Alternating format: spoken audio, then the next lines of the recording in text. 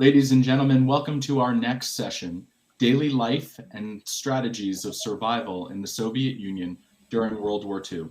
Our distinguished panel will in-depth exploration of the Jewish lived experience of World War II in the German-occupied and non-occupied territories of the Soviet Union. Our panel will focus on the impact of war and occupation on Jewish daily life in four unique contexts: the ghetto, Leningrad during the siege, the partisan detachments, and as evacuees in Central Asia, the Urals and Siberia. Please welcome Elissa Bemporad of Queen's College and the Graduate Center at CUNY, who will serve as moderator and introduce the panel. Thank you so much, Michael. It is such an honor to moderate this panel on daily life and strategies of survival with my distinguished colleagues. I'm sure that I will learn a lot, and I know that everyone who's here with us will learn a lot. So we're going to proceed in the order listed on the program. Each speaker will have about 50 minutes, and then we will have a Q&A. And if you have questions, please write them in the chat. So I'm going to start by introducing our first speaker, Dr. Arkadi Zeltser. He is currently director of the Moshe Mirilashvili Center for Research on the Holocaust in the Soviet Union of the International Institute for Holocaust Research at Yad Vashem in Jerusalem. He is the author of The Jews of the Soviet Provinces, Vitebsk and the Shtetls, 1917-1941, which was published by Penn in 2006. And author of Unwelcome Memory, Holocaust Monuments in the Soviet Union, which was published by Yad Vashem in 2018. He's also the editor of an excellent collection of letters, To Pour Out My Bitter Soul, Letters from the USSR, 1941-1945, also published by Yad Vashem in 2016. And he is also the author of the second volume of the Comprehensive History of the Jews in the Soviet Union, forthcoming with NYU Press. Arkadi, the floor is yours. Thank you, Elissa. I would like to thank for organizers of the conference for introduce myself. It is my pleasure. In the years of World War II, the concept of everyday life in the Red Army comprised a much broader range of issues than wounds, the deaths of one's comrades in arms, food, clothes, and questions of hygiene, sex, and military decorations. It also included the ideas and notions that framed the soldiers' lives. One of the major challenges that they had to deal with on an everyday basis was building a relationship with people coming from very different cultural and social backgrounds in terms of educational level, region of origin, and ethnicity. It is thus to be expected that the words and action of such alien people could give rise to disappointment and anger, and that the existing stereotypes, social, religious, ethnic, could obscure reality. One particularly painful subject for natives of the western regions of the USSR was their concern for the fate of their relatives who had been left behind in occupied territories. This topic would come up constantly. Thus, each visit by the military postman would remind these individuals of the difference between them and the majority of their comrades whose families lived in the Soviet interior. Obviously, this situation was not unique to Jews. Many thousands of soldiers had relatives stranded behind enemy lines. However, as knowledge of the Holocaust became more widespread, the news received by the Jews became increasingly worrying. One soldier remarked that he had no idea what had happened to his loved ones, brothers and sisters. However, he probably guessed the truth since he was aware of the fate of the 52,000 Jews of Kiev. This was a figure reported in the Soviet press in the fall of 1941. And the Jewish communities in other cities and towns occupied by Germans. Hence, we can see frequently references to revenge in these soldiers' letters. It is no accident that a Jewish officer described Ilya Ehrenburg as a bard of hatred, while giving a very positive assessment of the letter's role that mentioned several times yesterday and today. In 1944, another Jewish officer offered the following take on revenge in very extreme form.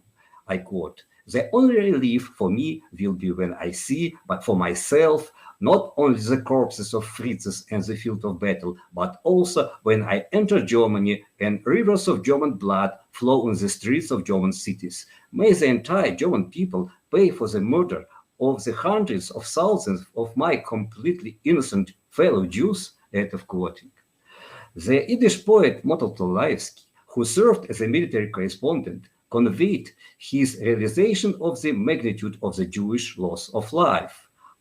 He wrote, "I haven't encountered a single Jew in any of the liberated towns and villages." This testimony accords with Vasily Grossman's article, "Ukraine Without Jews," which was published in translation in Anika. Despite being somewhat discomforted by the excessive focus on the motif of the Kaddish for the father and the mother in a Yiddish literary collection, Tolstoy insisted on the theme of heroism, regarding it as a Jewish response to the threat of extermination, a necessary precondition for, I quote, "the emergence of new Bar Kokhbas, Maccabis, and Craziers out of this disaster." End of quote. This needs to emphasize the combat prowess of the Jews reveals another layer of the traumatized Jewish psyche as a result of the devaluation of the Jewish contribution to the anti-Nazi struggle by segment of the non-Jewish majority. The major challenge in analyzing the letters consisting of identifying Jewish component within the general context, i.e. separating the instances in which the Jew speaks merely as a Red Army soldiers from the cases where general thought reveal a concern for the specific predicament of the Jews. One may wonder whether this emphasis of the theme of heroism, even an ethnically neutral text, was a Jewish reaction to the common perception of Jews as unfit for the military. In one instance, the letter writer complained that the Jews as a whole were denied the basic qualities that were particularly valued in wartime. People refused to believe that he was Jewish since his behavior was incompatible with the expected stereotypes. "You aren't a Jew," he cited. "All the Jews are scheming scoundrels." This was followed by a question reflecting the writer's extreme confusion. I quote, what should I do? Put on myself a label with a word Jew, or introduce myself as a repulsive person when meeting someone?" End of quotations.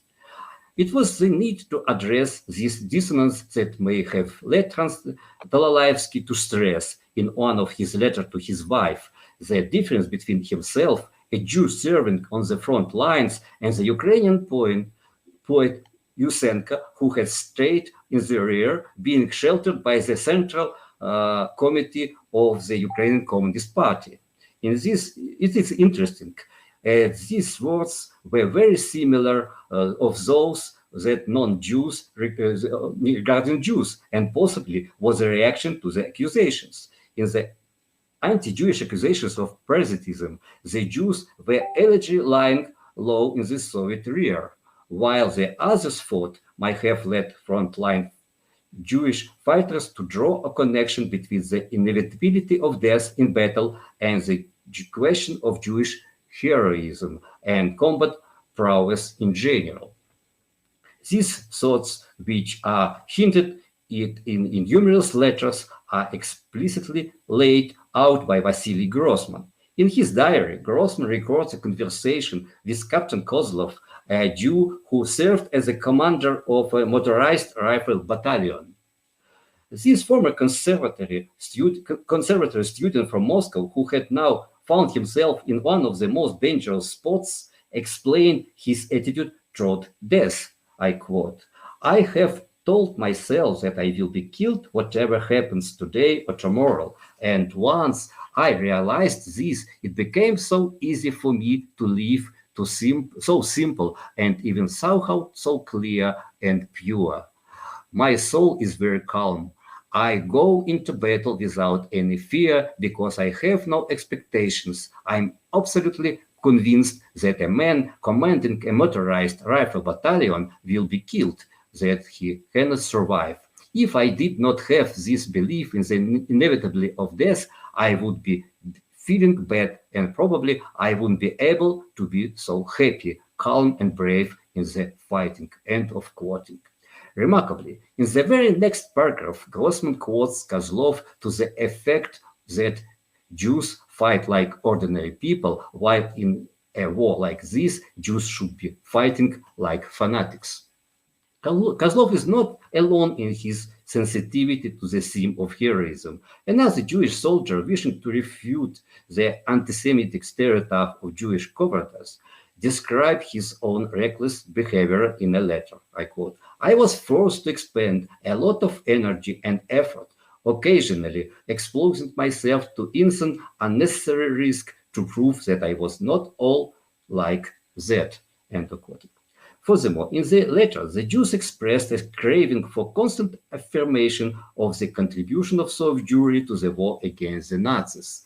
The poet Alexander Kitovich, who by his own account used to be far removed from all things Jewish, wrote to Ilya Ehrenburg that when reading in the papers about soldiers being awarded medals and orders, he would always scan the list of the Jewish names.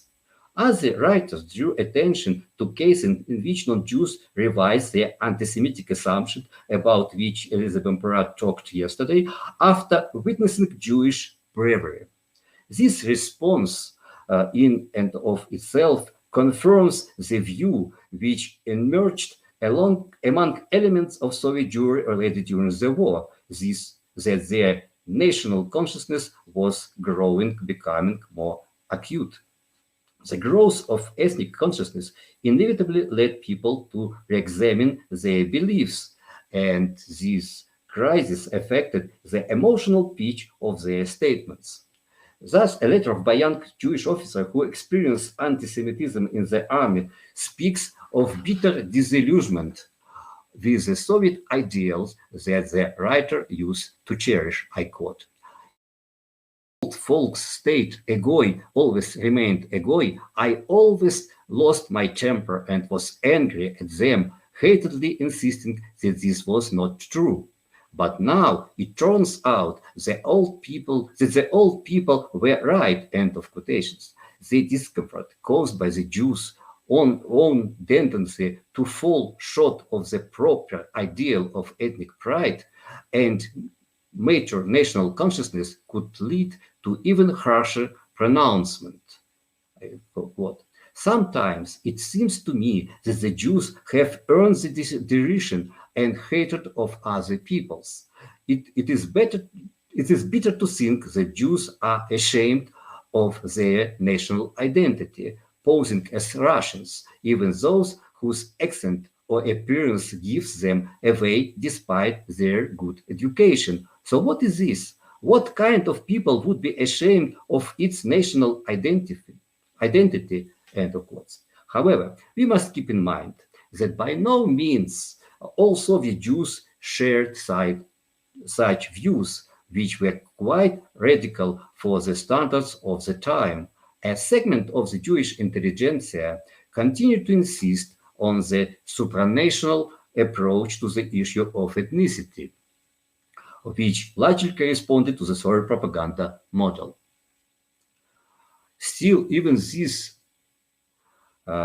individuals felt the need to respond to the theme of bravery, which was so topical of these days.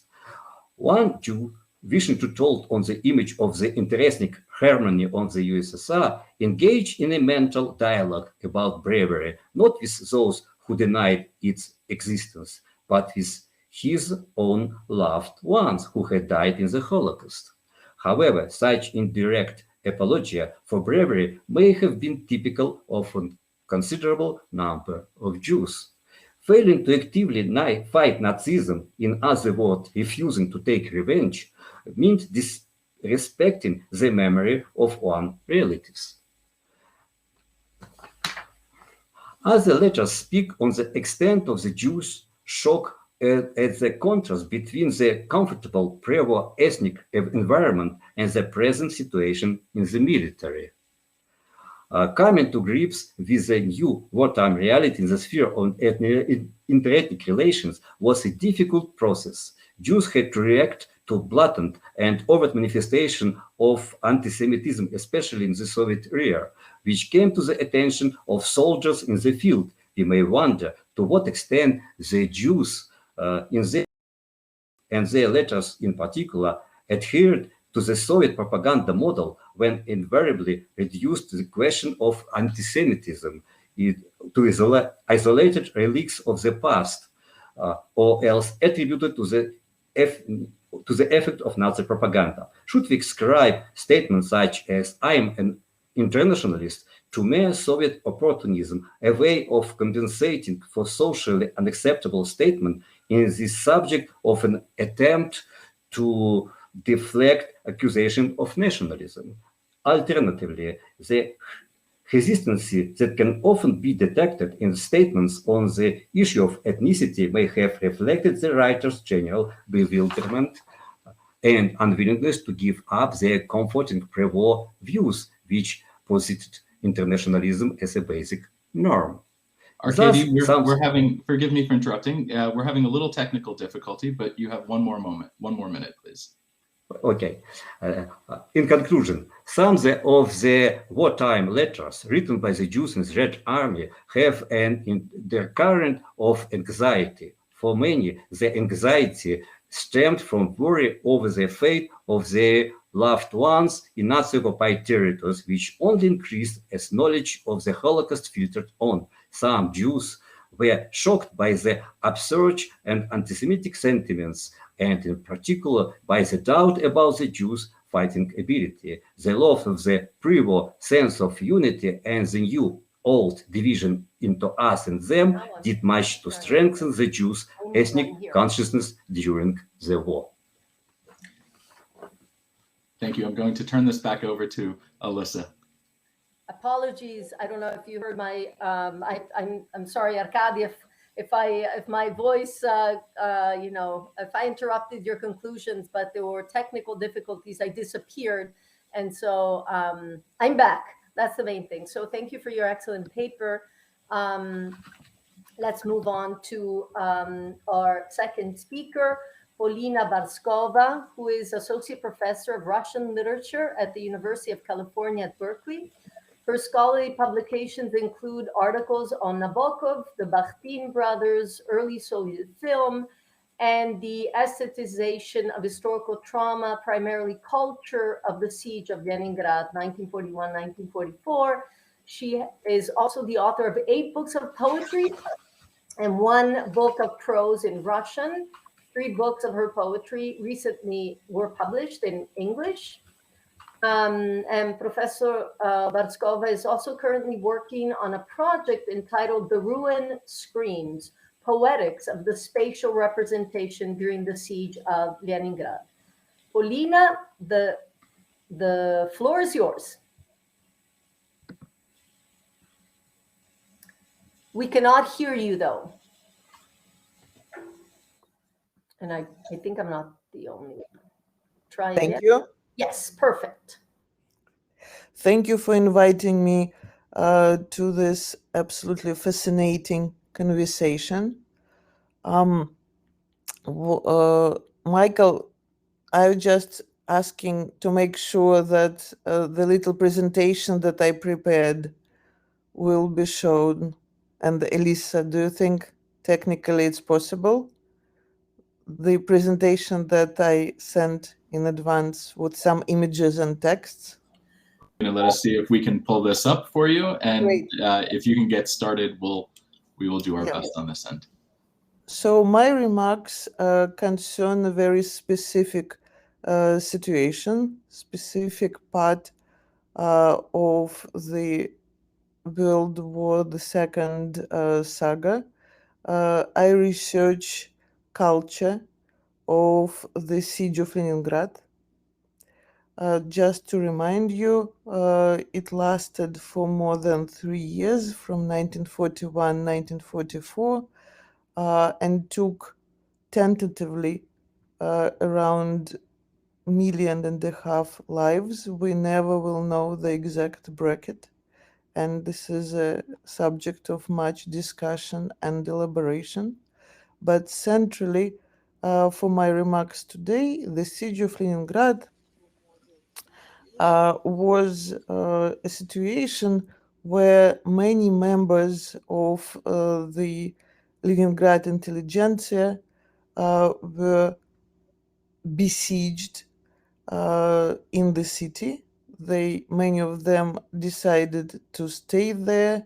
Many of them absolutely were not able to get out, which is connected to the very problematic topic of the siege evacuation effort.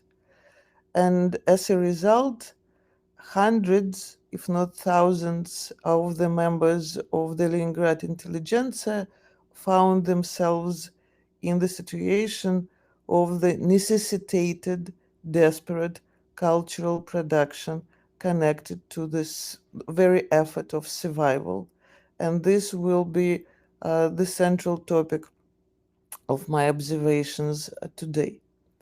Overall, the subject of Jewish life in the besieged Leningrad in connection to the anti-Semitic moods and ideas is just being researched.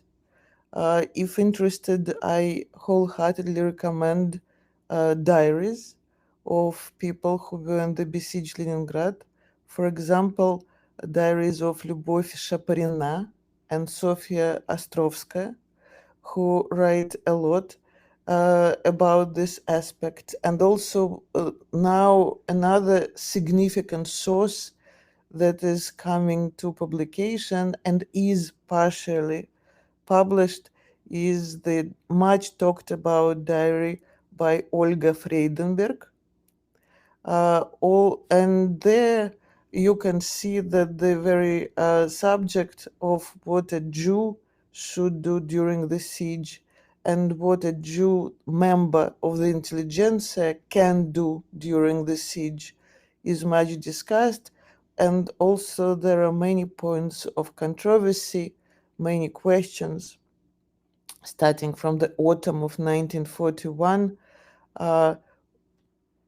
What was supposed to be the survival skills, what it meant to survive in the aggravating siege situation was very much a question of much discussion.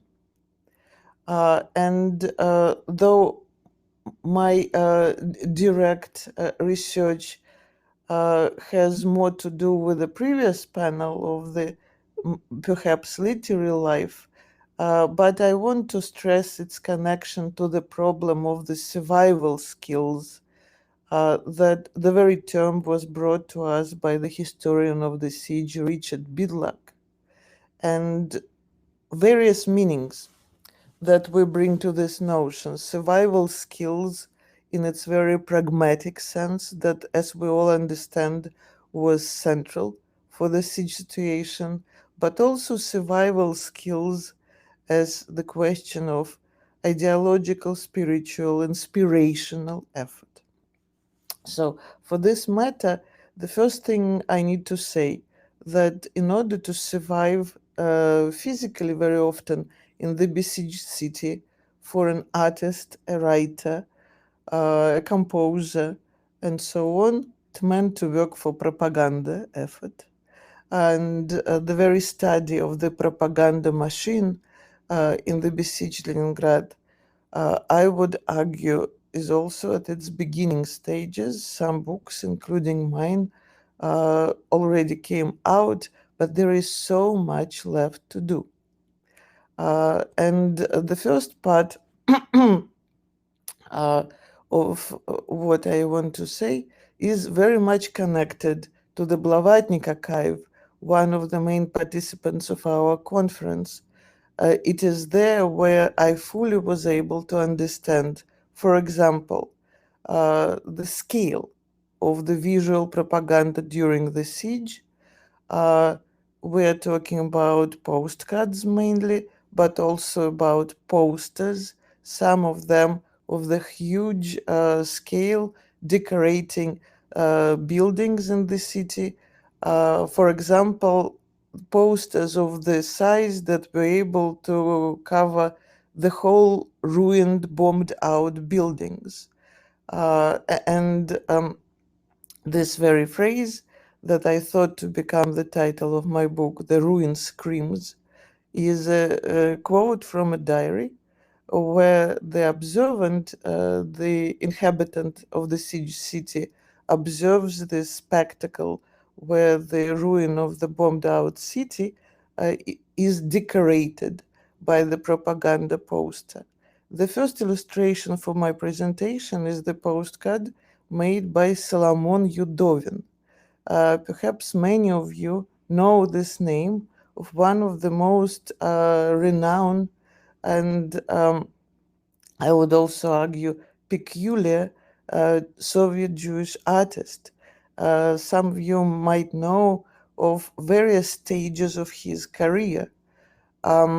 He depicted life of the shtetl. He illustrated some books, including the books of the Jewish authors.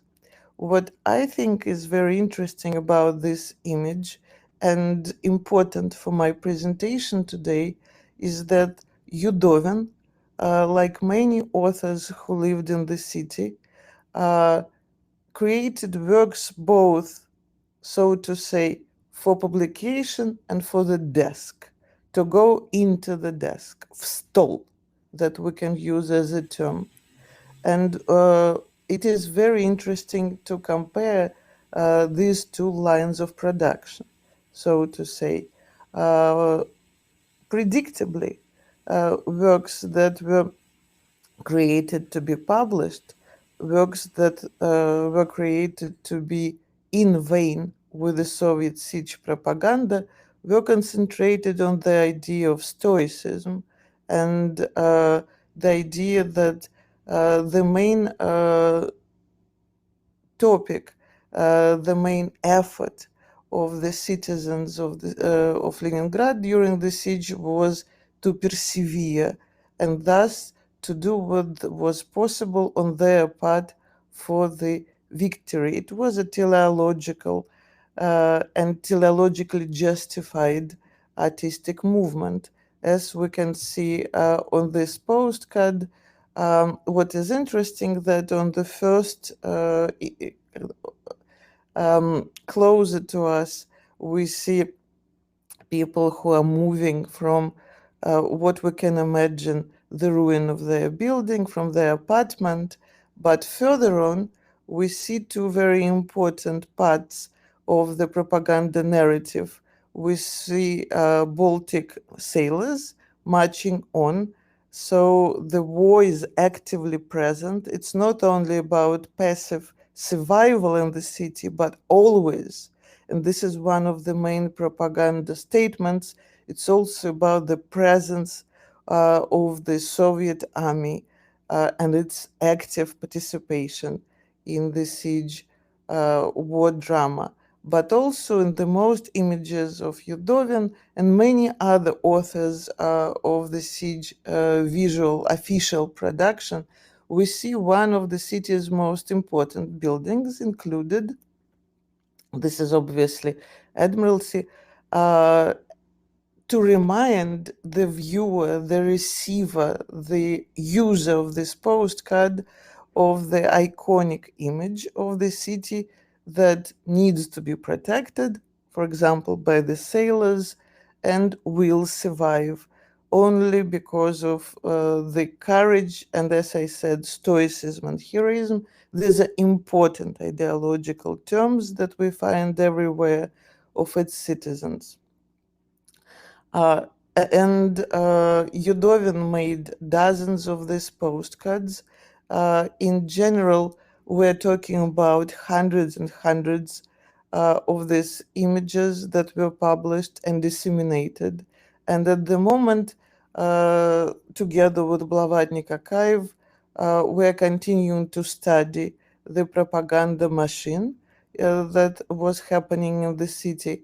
And one of the most interesting topics, I think, is the connection of the artists who lived in the city and who were fed by their participation in the propaganda machine. Not only they were receiving рабочая карточка, the workers' ration card for this collaboration, but also all kinds of additional benefits.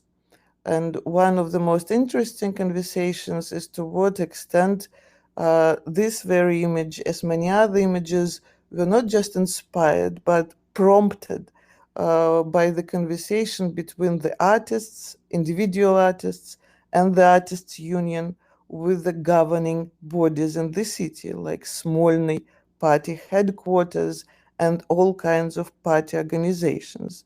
Basically, the ruling governing bodies of the besieged cities were ordering, deciding for the authors what was supposed to be the image of the fighting city, quote unquote.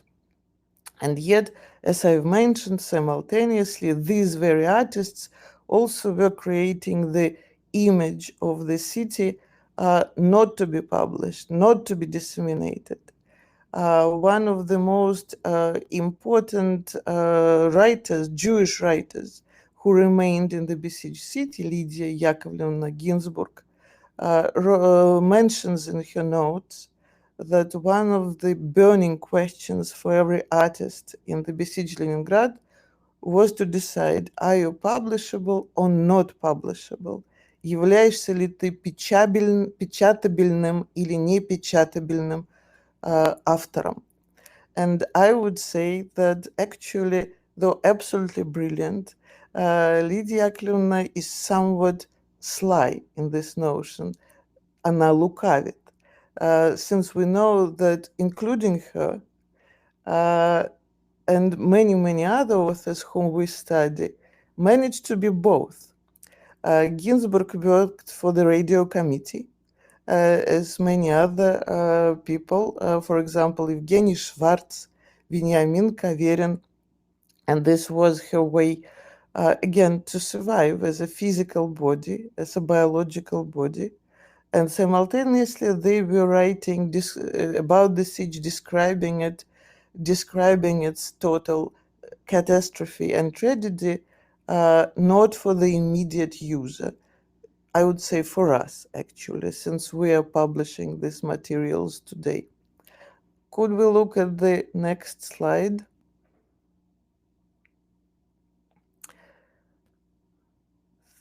Thank you. So another author of whom many of you might have heard, Olga Bergwe, perhaps the most famous voice of the besieged Leningrad.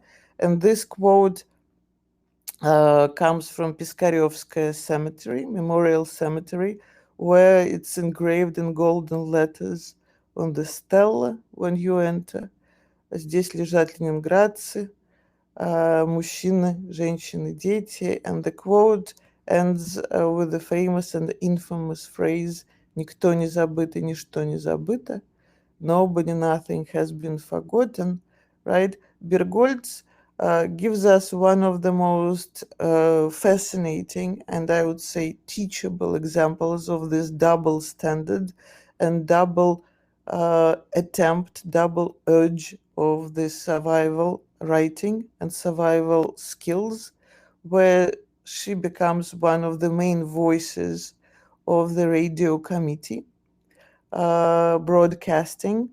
And this quote comes obviously from this part of her work. And simultaneously, she works on a diary that is being published now. Its big siege part has come out from Vita Nova last year, where she writes about the very problem And from there we know the famous line of the poem «Двойною жизнью мы сейчас живем».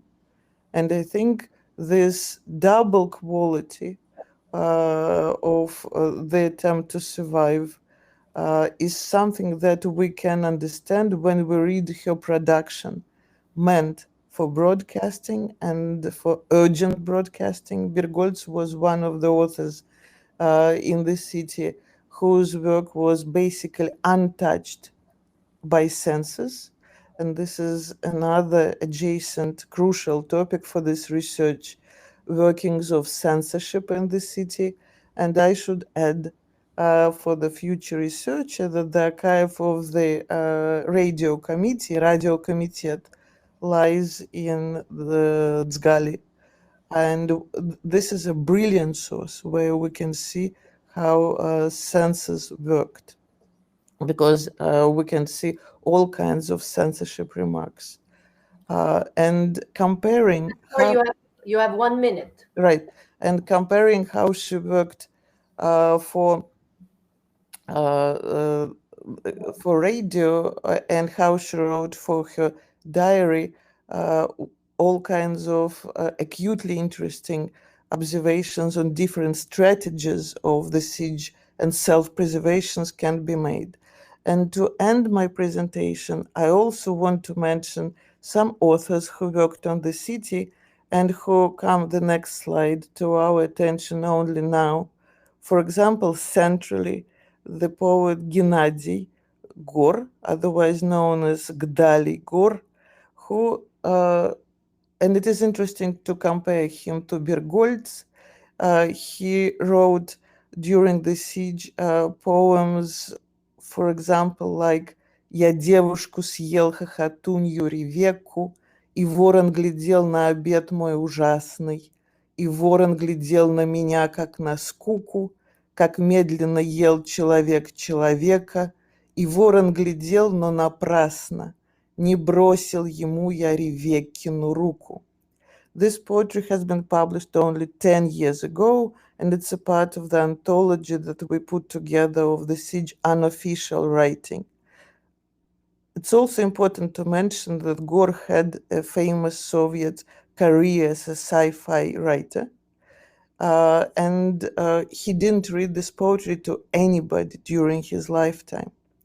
And I think his work that we are studying now is one of the striking examples of this double existence of the Jewish intelligentsia during the siege, and this double ambivalent effort to survive as the Soviet authors and Soviet observers and Soviet witnesses, and simultaneously as witnesses who meant their witness for the future reader, для будущего читателя, as we often read in their diaries in big capitalized letters.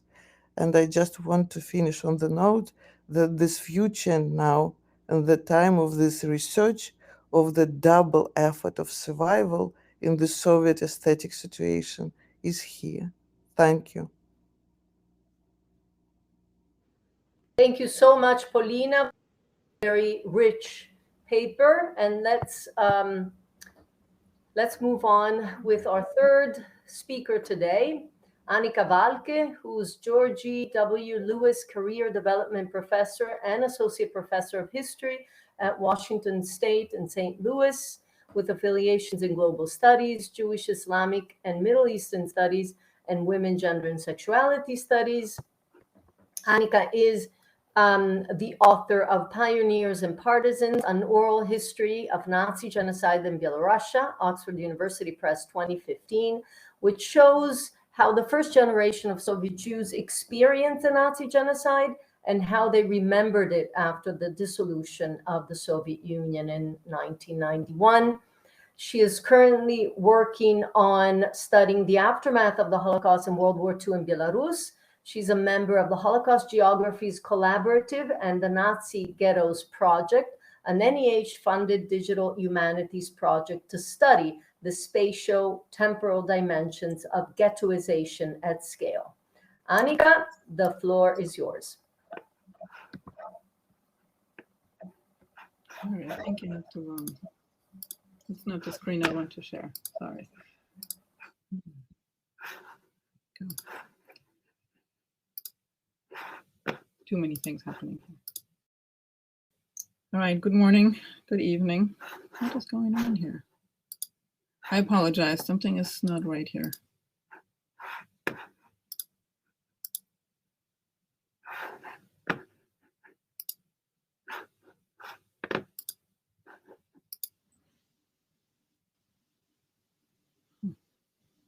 It just worked fine the whole time that I was watching and testing with you. There you go. All right, thank you for bringing me into this conference, which I also have witnessed a few sessions already. And I'm very excited to participate in this conversation. So today I want to talk for the short amount of time that I have about Jewish partisans in the occupied Soviet territories, and specifically focusing here on Belarus, where most of you may know the Holocaust took place very, very quickly. And I think that's an important context that we need to consider when we think about partisans in the Soviet Union, is that the killing of Jewish communities and Jewish individuals began very, very quickly in the summer of 1941, very shortly after the German troops had occupied the territories. And also in the fall 1941, most Jews who lived on Belarusian territory, or what would now be Belarus, were placed in ghettos, which essentially became the site of extermination and mass murder. And so out of this context, the only way to survive for Soviet Jews essentially was to escape out of from the reach of German troops and their collaborators, and join a partisan unit. And when we're talking about partisans, Jewish partisans in the Soviet territories, we need to talk about three different ways in which that happened. One was the participation of Jews in what I call Soviet partisan units, so often multinational detachments that were mostly founded by Soviet soldiers who had been trapped behind the front line. Later, Soviet soldiers were also sent from the free Soviet territories. But not all of these Soviet combat units were willing to admit or integrate Jews who had fled from the ghetto. And so a number of Jewish men primarily created kind of their own combat units. And last but not least, we also have the so-called Jewish family units. These were primarily detachments in which children and ghetto residents gathered in the woods essentially to make a living, that were primarily occupied with organizing survival, but also supplying basic needs to the combat units who were kind of located around them. Overall, in the Soviet partisan movement, the estimates are about 345,000 Jews who participated in the Soviet partisan movement, 14,000 alone in what is now Belarus, so kind of the place that I'm looking at in particular. And in terms of the Jewish family units, we have about 6,500 to 9,000 Jews who gathered in these so-called family units in the German-occupied Soviet Union. And between 3,700 and 5,200 in what is now Belarus. So a substantial number of people who were able to survive in this context of the partisan movement. But of course, not everybody managed to reach those partisan units and find integration. And so I want to talk primarily about the challenges that people experienced in these units, but then also talk a little bit about the post-war history, because I think that is part of the story that we're looking at here. So daily life and survival strategies, I want to primarily talk about these aspects. How did people actually manage to get from the ghetto to the partisan units? How did they deal with anti-Semitism, both in the partisan movement and among local residents that they would have to pass on their way to the partisan unit? The acquisition of supplies and basic needs that people needed, but then also questions of identity and mutual assistance. My research is primarily based on oral histories and archival sources, and I took the liberty to dig through the Blavatnik Archive, and I'm using some of the material here as well. This, for instance, Vladimir Rubezhin who was 12 when German troops invaded Soviet territory. So he was born in 1929, lived in Minsk at the time. And he very quickly, unfortunately, was on his own. He was separated from his father, his mother, and a sibling managed to be evacuated. But he was essentially on his own in the Minsk ghetto, and very quickly found his way to members of the underground movement, who was essentially trying to shuttle as many people as possible to the partisans. And more so in later years of the ghetto. But he was one of the guides. He was one of the young people, and there were quite a few of them, who essentially gathered groups of people who wanted to leave the ghetto and led them to the place in the forest where they would find the partisans. And he describes here how difficult that was. Obviously, they must not have been detected or recognized by anyone who they would encounter, both along the ghetto fence, but then also in the surroundings of Minsk. And he did this many, many times. And in fact, I actually found, I met him in 2002 in Minsk after I had found a document in the archive describing his deeds as a young boy in the partisan movement. So I wanted to talk to him. And he shared with me the story that you can now also explore in the Blavatnik Archive. And of course, it is a very, very dangerous task. And so he describes the clandestine nature that often the people that he led outside of the ghetto, he didn't actually know them. They were kind of just sent to him, but that they did not actually interact with each other on the way, but were trying to kind of just follow him along the way through the woods and through the swamps. He later participated, actually had to leave the ghetto because he had been reported to the German troops and was at risk of being arrested himself.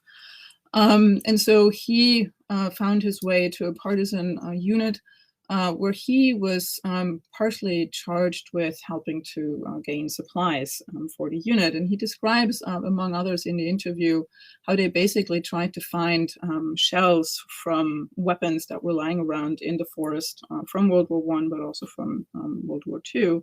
And essentially would melt the TNT, the explosive material, out of these weapons to create their own kind of explosive devices that they would again use to blow up trains.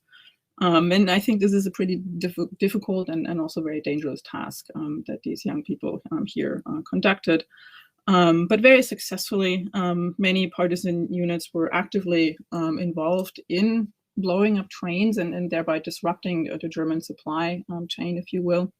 Maria Gilmovskaya here, for instance, who was in Mir and fled with hundreds of others and found admission into another partisan unit, also describes how she was participating in the sabotage actions of blowing up trains. But she also talks about the difficulties that she experienced because she was the only woman for quite a while in the group. And sexual harassment was certainly an issue for many women, young women who joined the partisan movement.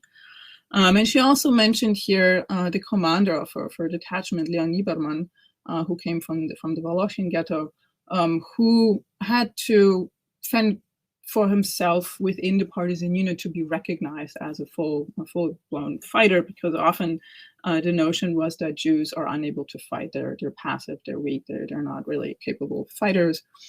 And that is a very common story that unfortunately find, is that Jews were often seen as less capable in combat and partisan struggle.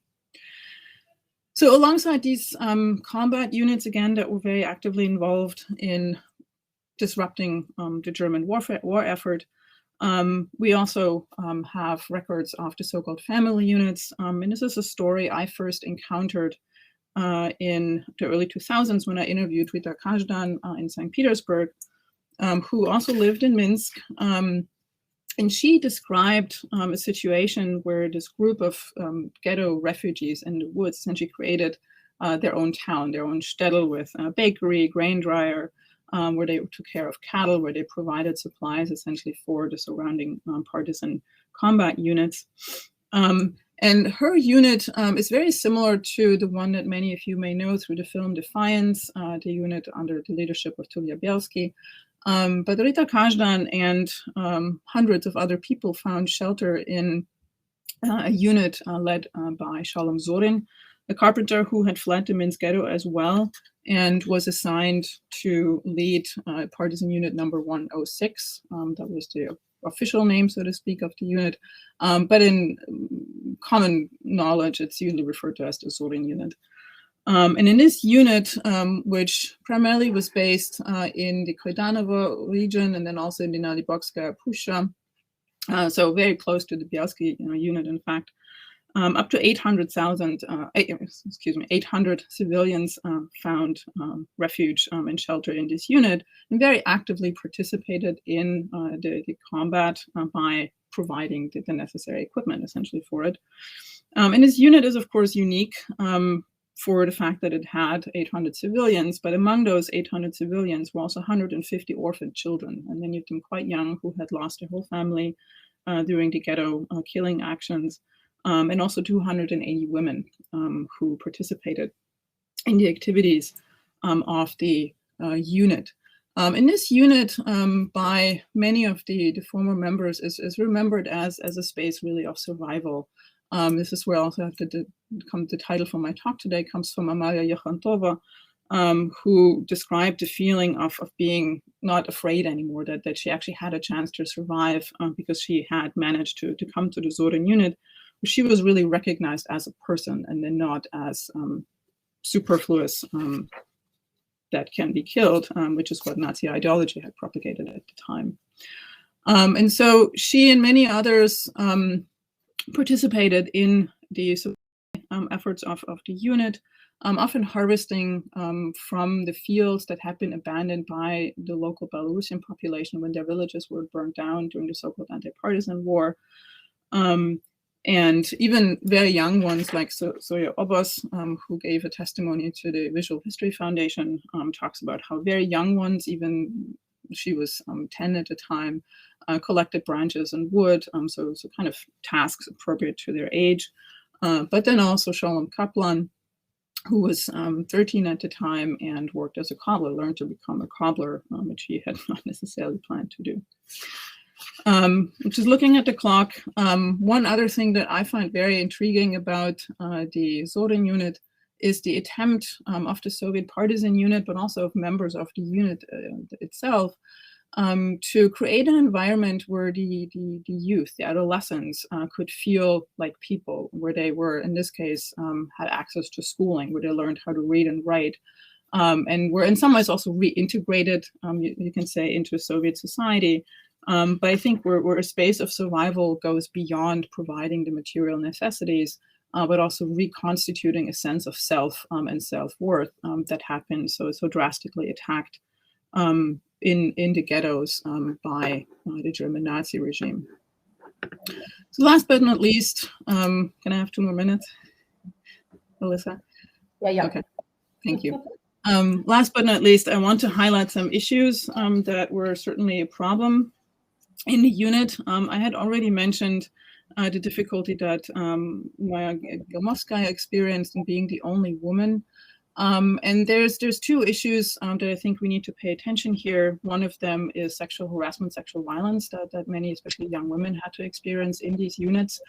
That was a militarized environment with, I think, a hyper-masculine effort to reclaim a sense of self even among the men. And unfortunately, that also had these very tragic consequences of rapes, of enforced or romantic or sexual relationships, which I think only compounded the sense of discrimination that many women experienced in the partisan units, in which they also talk about when you talk about how their labor as cooks, as nurses, as caretakers of the children was continuously devalued compared to the combat activity that other partisans performed.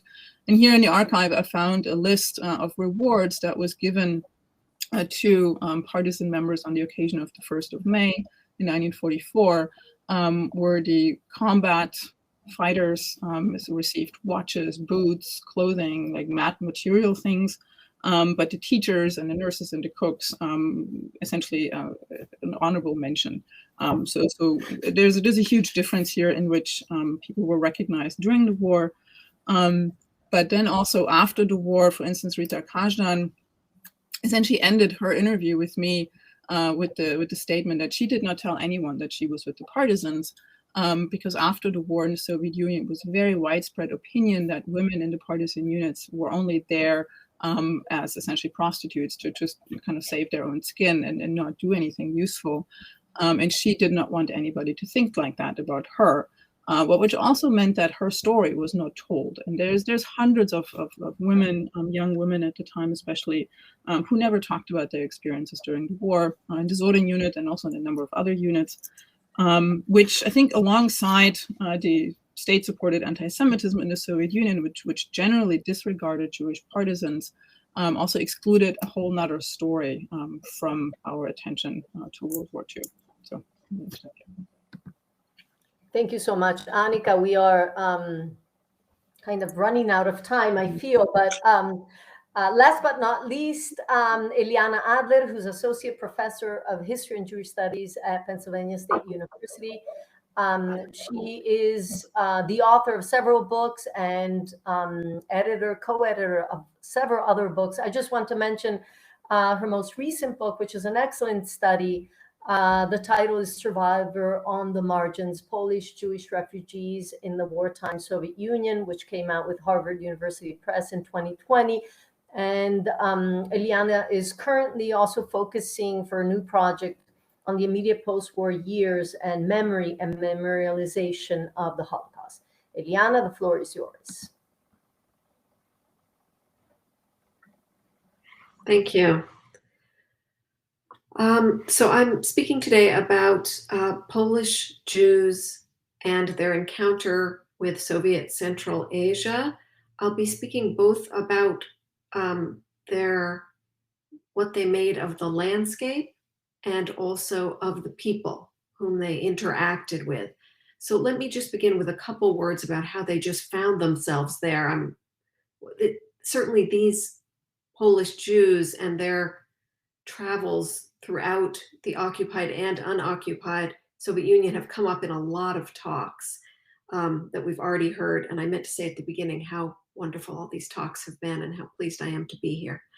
But essentially, some Polish Jews who were in the western half of Poland that was taken by the Nazis escaped westward into the eastern part that was taken by the Soviets and became refugees there. And because of their decision not to accept Soviet citizenship, were deported deep into Soviet territory in 1940, and thus, by chance, avoided the German onslaught that happened in 1941.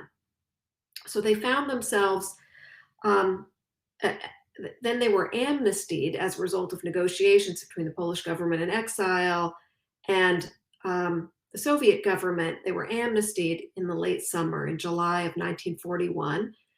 At that point, they were in labor camps in Siberia, in the Arctic, in the Urals, in northern Kazakhstan, and most of them wanted to go south.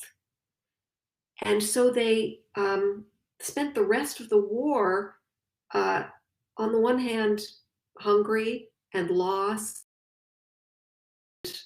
very far from their homes, and on the other hand, reasonably safe, certainly from the German threat, and sort of finding themselves in these landscapes and with people they would have never imagined, just outside of their previous experiences. And that's what I want to talk about today.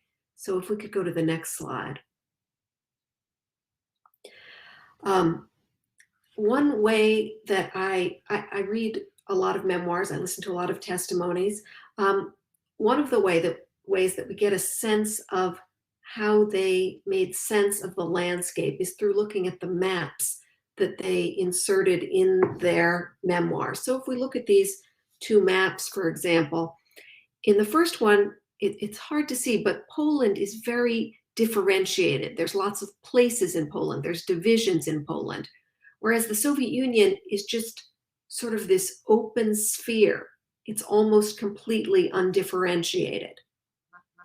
In the second map, which is even smaller, Poland is barely there. It's just at the very far reaches of the map. It's really the Soviet Union, which is the story. And it's particularly, if you can see the lines of that family's trip, that forms, that's where our eyes go and are meant to go on that map. So both maps, I would say, emphasize the size of the Soviet Union. It's just enormous breadth and also a certain sense of emptiness, which brings us to the next slide. That emptiness very much comes across in this image from Edward Hertzbaum from Kyrgyzstan, as you can see in 1942. It's beautiful, but it seems to be entirely devoid of settlement. And thus it contrasts quite strongly to this other image, which is from a children's book about Uri Shulevits's time in the Soviet Union, which is the crowd. It's too many people in the space. It's the market and all these colors and all these different letters and different architectural styles. It's almost overwhelming. But I would say in both of them, the foreignness of the land, of the space comes across, its strangeness and its beauty, but that beauty also produces some anxiety, I would say, in both images. It's too empty or it's too full. Looking now at poetry on the next slide. And as you can see, I'm just doing a sweep here, some pieces along the way. There's much more that we could say and many more examples to look at. In this poem by Avram Zak, which was written while he was in Central Asia, although only published later and written in Yiddish, certainly the anxiety is much stronger. There's some definite negative words and images, but it's also somewhat,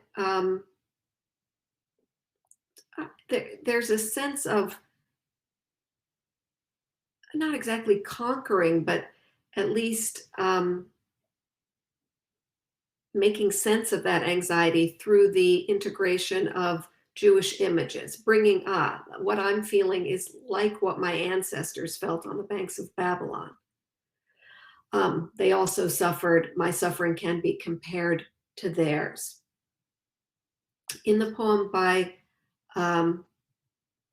which was published under the name of H. Binyamin, but better known as Benjamin or Binyamin Harshav, written in 1944, he's relating to the learning about what we would come to call the Holocaust and what that meant to him from where he was, which was very far away in Central Asia. And we return to that sort of emptiness and silence that we saw in that first image in his poem here.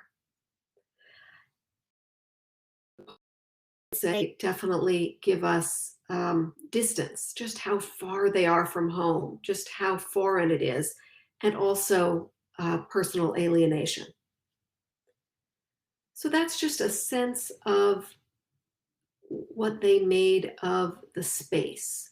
And now to look at the people and how they understood the people. And if we could go to the next slide. So using poetry again, in this case, Herman Taub wrote this poem much later and in English, although he did also write in Polish. This one he wrote in English. He here takes a sort of anachronistic and Orientalist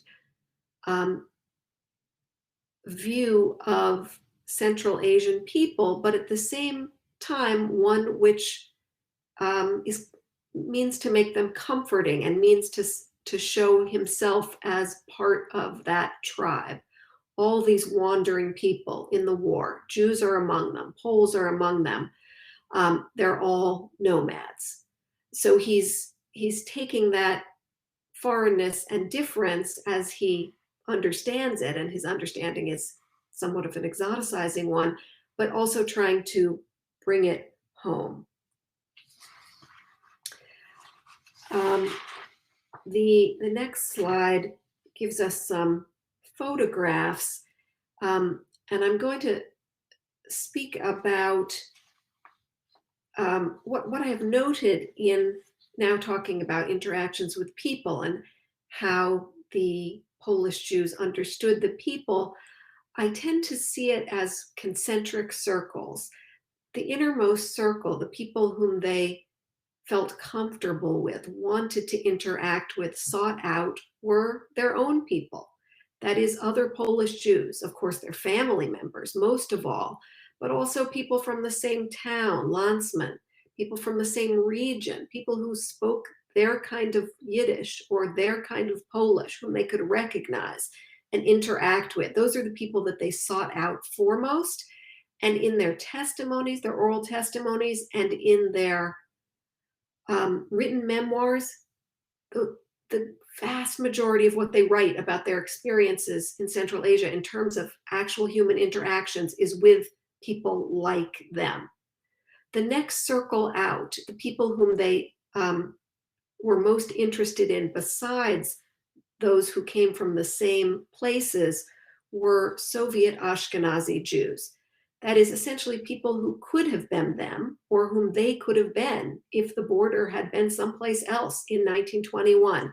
These are Jews who came from similar backgrounds to their own, but had lived under communism, under Soviet communism for 20 years, and were changed and yet were recognizable. And one of the ways that that manifests in their testimonies is an absolute fascination with Soviet Jews speaking Yiddish. You would think maybe it hadn't been that long. Of course, the older generation, even the younger generation, would know a little Yiddish, but it was magical to the Polish Jews. It was like a key opening up that we can converse with these people. And so in their memoirs, they'll sometimes mention one Yiddish word, and clearly they're remembering that, decades later. In one example, one man who went to many labor camps throughout the Soviet Union, he describes one guard on one day saying Good Shabbos, saying have a good Sabbath to him. And in the 60s, when he wrote that memoir, he put that anecdote in, that clearly that guard didn't do anything else to help him. He was serving as a slave laborer, but that was obviously very meaningful to him. So sometimes it was the Soviet Jew reaching across that divide and using Yiddish. Often it was the Polish Jew seeing if they could use their own Yiddish. Another example being another man in a different labor camp whispering Amcha, the people. I'm part of this people, essentially, are you, to a Soviet guard who then gave him, in his opinion, a lighter and a better work detail. Did the Soviet Jew view it the same way? Would he have put it anyway? Hard to say. But again, he keeps that with him. That was very meaningful for him. So Yiddish is the most interesting and important to them. They're also quite fascinated by Soviet Jews who have retained any aspects of Judaism. Soviet Jews who are still, from the sort of traditionalist Polish Jewish view, traditional, religious, Jewish, who know the prayers, who maybe say the prayers. And those images get kept and remembered and talked about with great meaning, as well as the opposite to some, depending on your perspective, which is communist believers. They also, when they run into Jews who really are communists, not just for convenience, but believe in it, they want to talk to them. They want to learn about it, but they also want to disparage it quite actively in their own writings. And those writings sometimes are written during the Cold War. There's ways that they can be read and understood. But the important point here being that Soviet Ashkenazi Jews were people they could relate to and wanted to relate to some degree. The next circle out would be non-Ashkenazi Jews, Mountain Jews, Georgian Jews, Bukharan Jews, other Jews whom they ran into on their travels, but chiefly did not have real meaningful interactions or conversations with, certainly nothing lasting. I only have one example in all of the texts that I looked at of a Polish Jew who had an ongoing, meaningful relationship with a Bukharan Jewish family, and in that case, it was a child. And I think it's different because of that. The child was desperate for anyone who would feed him and give him attention. And he recognized them as Jews, and they recognized him as a Jew. But in most of the other cases, the interactions are passing. The next circle out would be just other Soviet citizens, and they are rendered in different ways. Just 1 minute, Eliana, I'm sorry. What did you say? I said 1 minute, because I would like to have 2 minutes of this. So those Soviet non-Jews, just all of the different Soviet people, are often just sort of scenery, interesting people like the interesting landscape. They sometimes comment on gender politics that they don't like from their perspective. They often see them from a great distance, but in some cases there is a certain sense of a sort of a lost opportunity. And that takes us to the last slide and to my concluding remarks, that Helena Starkevich here discusses the ways in which she didn't really act on the possibility of making meaningful relationships with the people on the kolkhoz with whom she interacted. So last sentence here, there's some kind of connection in these interactions with the landscape and the people, but it is outside of that inner circle, at least in the remembrance after the fact. It's usually seen from a great distance. Thank you so much, Eliana, and I'm sorry if I jumped in, but we only have a minute and 40 seconds, but I would at least like to ask the questions that have been posted in the chat, because I think it's useful for everyone to hear these questions and think about them. So question for Arkadi, what do you think was the most important long-term impact of the war experience on Jewish soldiers in terms of their identity? For Polina, the person who asked the question would like to hear more about the poem by Gor. Was this writing for the future, or was he writing only for himself? And for Eliana and Anika, the question of empathy. Did you ever come across evidence of any kind of empathy for the Jews, for the fact that, from non-Jews, for the fact that, that they had experienced, that they were experiencing such of loss of life? So these are the questions, but we only have 40 seconds, so. And I think, unfortunately, Elissa, and to the panel, we're really grateful for your participation, but I'm not sure we're going to be able to get to those questions today. We'll make sure to share those with you and hopefully be able to follow up with all of our attendees. Ladies and gentlemen, thank you so much for this panel. To our panelists, another wonderful conversation. We're really delighted. We are now going to move into our next session, which is featured remarks with Ambassador Herzog. And ladies and gentlemen, please join us there. Thank you. Thank you all.